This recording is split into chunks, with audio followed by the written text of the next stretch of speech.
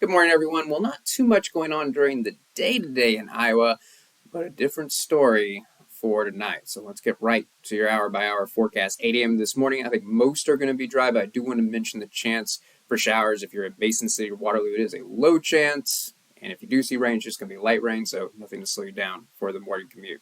Now, this area of rain, that's mainly going to be the north central part of the state at 8 a.m., is going to try and spread to the south and east. And so by lunchtime, I do want to mention the chance of rain for the Quad Cities. Dubuque, still a chance of rain. Waterloo, Mason City, maybe even a stray shower over in Sioux City. But there's still a lot of folks, especially in the central part of the state, that are going to be dry. We're going to call it breezy if you're in the central or western part of the state. Gusts 20, 25 miles per hour. But the far eastern part of the state, not much wind today. Temperatures are going to be a little bit cooler to the east, warmer to the west, also cooler to the north, warmer to the south. And I mention that because that's going to be important when it comes to the severe weather threat, which begins, it looks like about 6, 7 o'clock this evening. Here we are at 7 o'clock, and look at that line of storms rolling into Sioux City. So for Sioux City, heavy rain and lightning looking likely early this evening. And yes, there is a chance for damaging wind, hail, and maybe a very small chance for an EF0 or EF1 tornado. Now, here we go with the temperature difference. So look at Mason City, 64.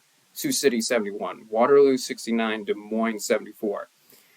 Usually, when you have temperatures in the 60s, that's the magic number that keeps the severe threat away. If temperatures are still in the 70s, that's warm enough for storms to be severe. So that's why we're not worried about severe storms in Mason City, Waterloo, but we are in places like Des Moines and Sioux City. 10 o'clock, still the potential for severe storms for places like Fort Dodge. Maybe starting to see those storms get closer to the Des Moines area. Look at those dark shades of red around Omaha, but look at Mason City and Waterloo. Notice how it does not look as intense. Chance of storms, yes, for Waterloo and Mason City, but severe storms, not looking like it right now. Now, by 1 a.m., notice how all temperatures are in the 60s or even the 50s, so the severe threat going away. Still some storms, Waterloo and Iowa City. And then we go later into the night. How about 4 a.m.? It's probably mostly going to be showers, and this is probably the best chance of rain for the Quad Cities. Maybe a few weak storms, but certainly no severe storms. So let's recap who has a chance of severe storms and who does not. If you're in the Quad Cities, Waterloo, Mason City, chance of storms, but not severe storms. Des Moines, Sioux City, Fort Dodge, Ottumwa, yes, there is a chance of severe storms. And I do think worst case scenario, what we're talking about is wind gusts up to 60 miles per hour, possibly some quarter-size hail.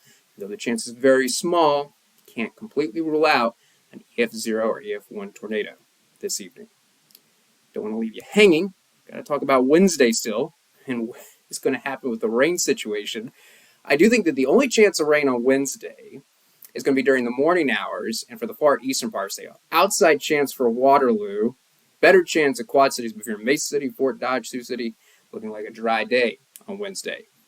Notice that by the time we get to lunchtime, everyone is dry, but still some lingering cloud cover across the state.